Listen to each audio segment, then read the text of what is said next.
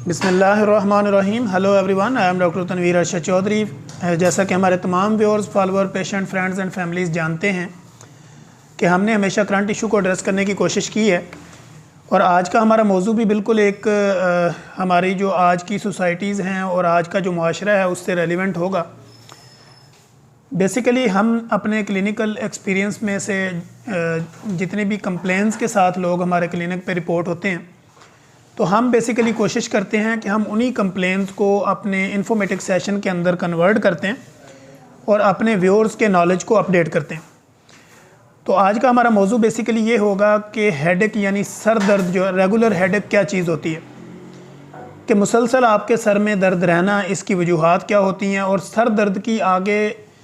क्या साइंस और क्या सिम्टम्स हैं और क्या उनका ट्रीटमेंट है, क्या उनका डायग्नोज है, कि सर दर्द क्यों होता है, किस वजह से होता है, उसकी वजूहात क्या हैं, हम ये जानने की कोशिश करेंगे। आज हम अपनी इस वीडियो में इसके ऊपर डिटेल गुफ्तगू करेंगे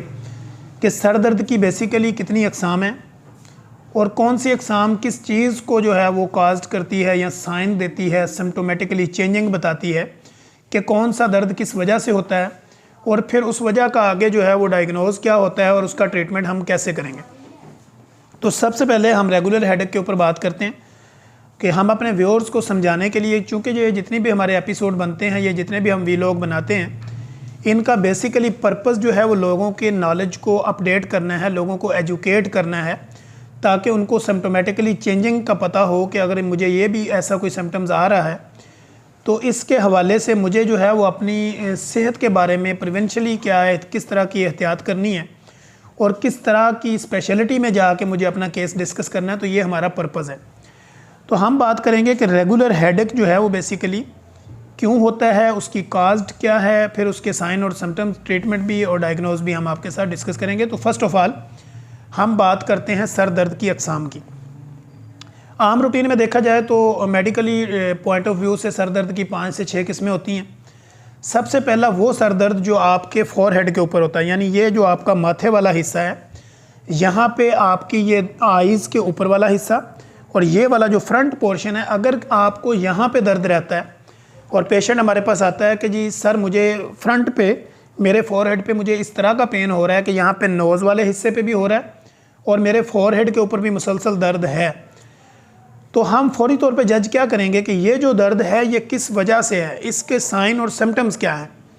पेशेंट कहता है कि मेरे फ्रंट पोर्शन पे दर्द है और मेरे फोरहेड के ऊपर दर्द है, तो बेसिकली ये दर्द कॉज्ड है साइनोसाइटिस, यानी आपको नज़ला, ज़ुकाम, खांसी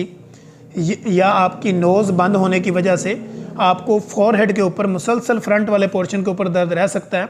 तो ये बेसिकली हम इसको ट्रीट करेंगे साइनोसाइटिस वाले पेन के साथ।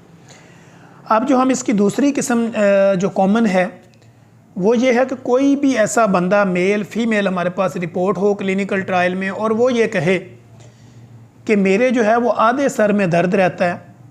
और उस दर्द के साथ मुझे झटके भी लगते हैं और नोज़िया भी होता है, वॉमिट की कैफियत भी होती है और ये दर्द ऑन एंड ऑफ होता है। कभी मुझे हफ्ते में इसके 2 अटैक आते हैं, कभी मुझे दिन में इसका एक अटैक आता है, तो कभी जो है वो मुझे हफ्ते में 3-4 दफ़ा भी इसके अटैक आते हैं। बेसिकली ये अटैक की सूरत में होता है। तो इस दर्द को हम माइग्रेन कहेंगे, यानी ये उसको माइग्रेन की वजह से दर्द है, यानी उसका दर्द शकीका है। इसका ट्रीटमेंट, साइन और सिम्टम्स बिल्कुल डिफरेंट होंगे और हम इसको माइग्रेन के हिसाब से ही ट्रीट करेंगे। अब एक सर दर्द जो हमारे सामने आता है वो ये है कि हमारे पास लोग आते हैं कि जी मेरी बोथ साइडेड पेन है, यानी कानों के दोनों वाले हिस्से पे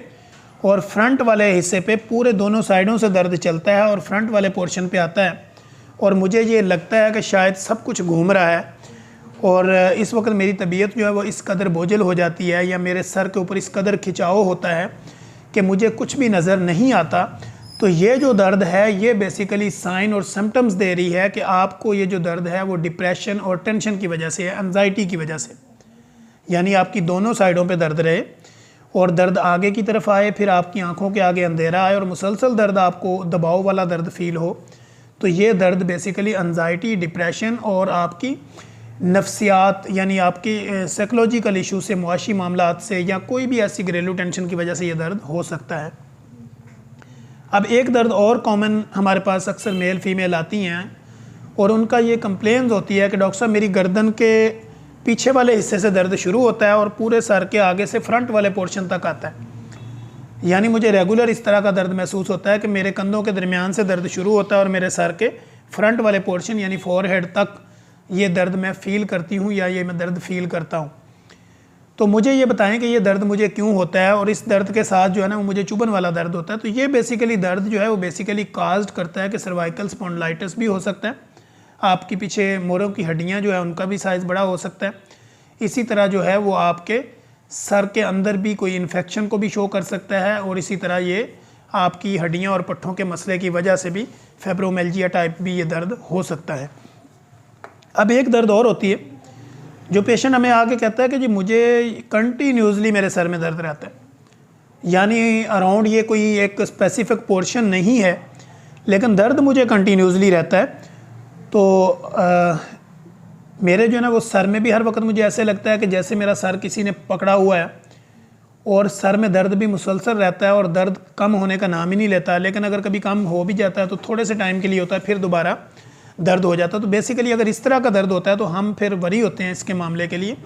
कि ये कैंसर कॉज भी कर सकता है, ट्यूमर भी, ब्रेन ट्यूमर भी हो सकता है जिसकी वजह से इस तरह का दर्द रहता है। तो ये खैर एक लास्ट स्टेज होती है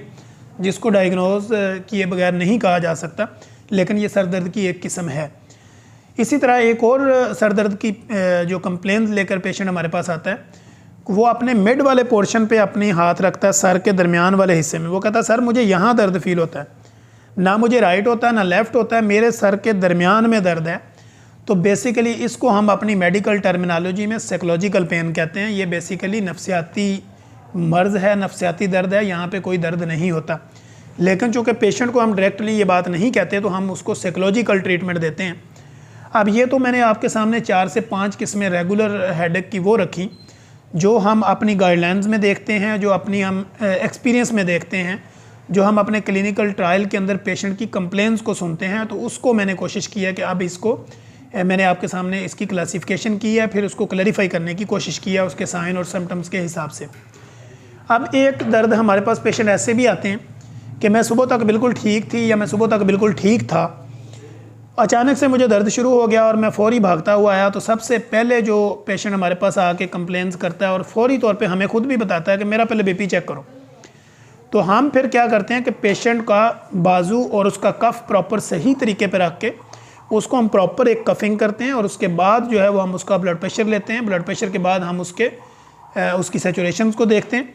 और फिर हम ये डिसाइड करते हैं कि हाइपरटेंसिव की वजह से भी बाज़ पेशेंट में दर्द हो सकता है। लेकिन मेरा जो क्लिनिकल एक्सपीरियंस है, मेरे अपने क्लिनिकल ट्रायल के अंदर जो मेरा पर्सनली एक्सपीरियंस है कि अगर आपको कॉन्स्टिपेशन है, अगर आपको कब्ज़ है और उसके साथ आप फ्लैटुलेंस हैं यानी फ्लोटिंग है, आपको गैस होती है, मैदा डिस्टर्ब है, तो ये भी काज्ड बनता है आपके रेगुलर हेडेक की,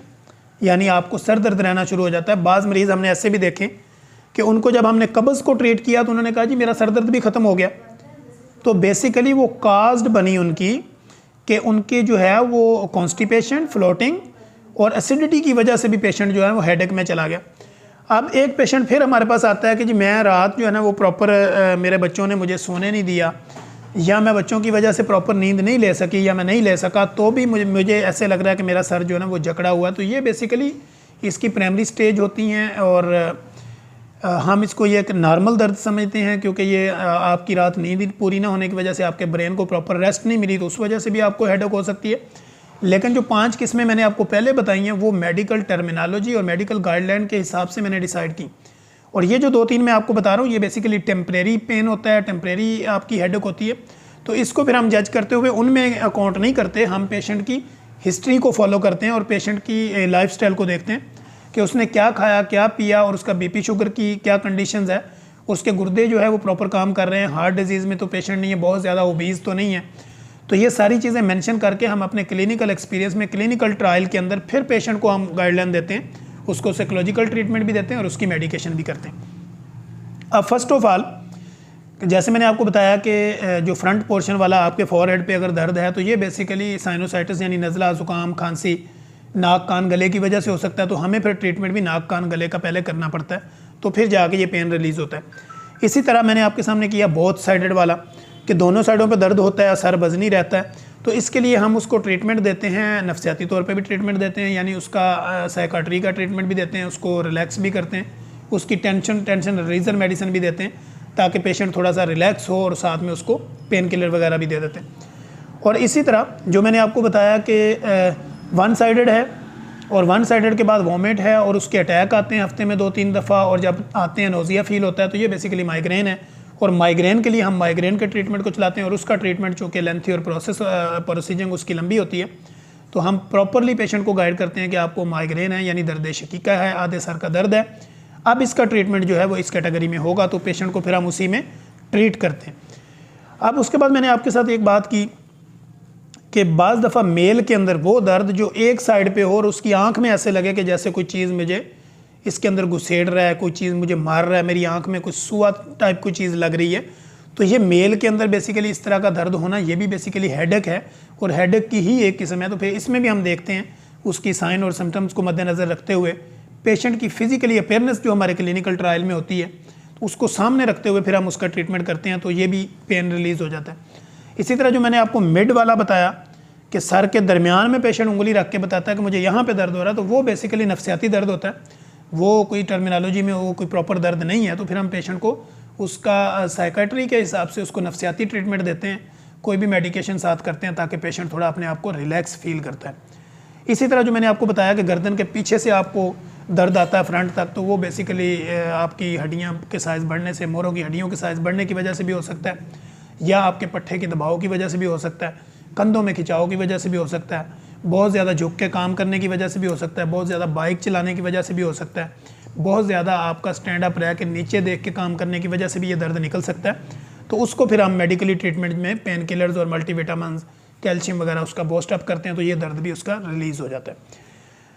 अगर आपको इनमें से कोई भी इस तरह का सिम्टम्स ज़ाहिर होता है आपके सर के हवाले से, रेगुलर आपकी हेडेक के हवाले से, सर दर्द के हवाले से, तो आप फौरी तौर पे अपने किसी भी आपके रिलायबल जो भी डॉक्टर है, कंसल्टेंट है, उसके पास जाके आपने अपनी प्रॉपर जो है वो कंसल्टेट करना है, अपने मामलात को डिस्कस करना है, और उसके बाद जो भी वो आपको गाइडलाइन दें और आपके दर्द को डिसाइड करें कि ये जो आपको हेडेक है ये किस वजह से है, तो वो उसका ट्रीटमेंट आपको प्रॉपर रेगुलर लेना चाहिए। अब डाइट में ये है कि हम ये कहते हैं कि आप अपनी बॉडी में पानी की मकदार को पूरा रखें, अपना खाना पीना ऑन द टाइम खाएँ, फिज़िकली मूवमेंट बढ़ाएँ, अपनी एक्सरसाइज करें, और इसी तरह जो है वो खाना खा के फौरी तौर पे लेटे ना, बेड पे जाने के और खाने के दरमियान तकरीबन 2 to 3 आवर्स का जो है वो बीच में गैप होना चाहिए, ताकि आपका खाना प्रॉपर डाइजेस्ट हो और आपको गैस और कॉन्स्टिपेशन के इशू ना हो, और आपको टेम्परेरी तौर पे भी जो हेडेक होता है वो भी ना हो। इसलिए बहुत ज़्यादा कॉफ़ी वगैरह का इस्तेमाल, बहुत ज़्यादा ऐसी स्पाइसी चीज़ें हैं, फ़ास्ट फूड का इस्तेमाल, ये भी काज बन सकता है आपके हेडेक की। तो जब भी कोई चीज़ खाएँ उसको प्रॉपर अपनी बॉडी में यूटिलाइज़ करवाएँ, और नॉर्मल ज़िंदगी की तरफ जाने के लिए आपको अपनी बॉडी में पानी, खुराक, फिर उसकी टाइमिंग्स जो है वो बड़ी इंपॉर्टेंट है, वो रखनी और फिज़िकली मूवमेंट करनी है, तो बहुत ज़्यादा मसाइल जो हैं वो आपके हल हो जाएंगे। हम इंशाल्लाह कोशिश करेंगे कि हम अपने नेक्स्ट एपिसोड के अंदर एक नई इन्फॉर्मेटिव वीडियो के साथ दोबारा आप लोगों के लिए हाज़िर होंगे। तब तक के लिए इजाज़त दीजिए। अल्लाह हाफिज़।